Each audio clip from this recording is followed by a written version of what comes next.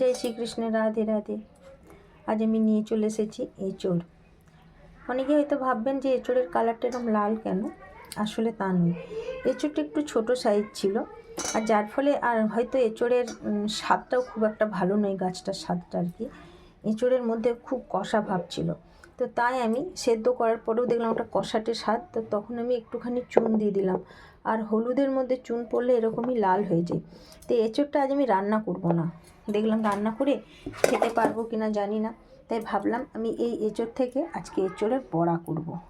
একটুখানি প্রথমে ভেবেছিলাম ফেলেই দেব, তারপর মনে হলো না, এঁচোড়ের মধ্যে অনেক বেশি আয়রন আছে, তো ফেলবো না, এটা একটুখানি বড়া করে দিই।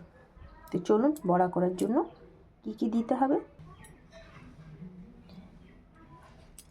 জিরের গুঁড়ো, ধনে গুঁড়ো, হলুদ,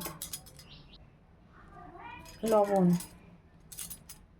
একটুখানি গোটা জিরে, ব্যালেন্স করার জন্য একটু চিনি। এবার আমি এখানে 3 চামচ মতো চালের গুঁড়ো দিয়ে দিচ্ছি।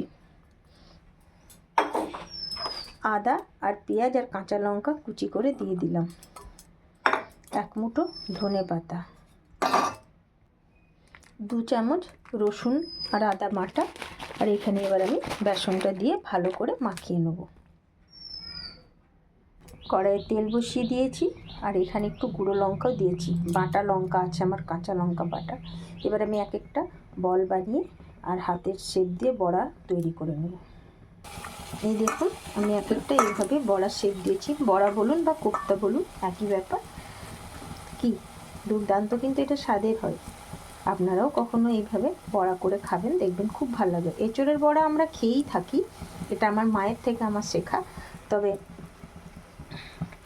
আজকে এঁচোড়টা ওয়েস্ট না করে এইভাবে বড়া করে ফেললাম। আশা করছি আপনাদের এই রেসিপিটা ভালো লেগেছে।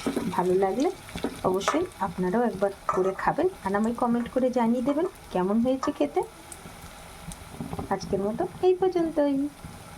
1 মিনিট দাঁড়িয়ে যান, বড়াগুলো দেখে তো যান কেমন হয়েছে।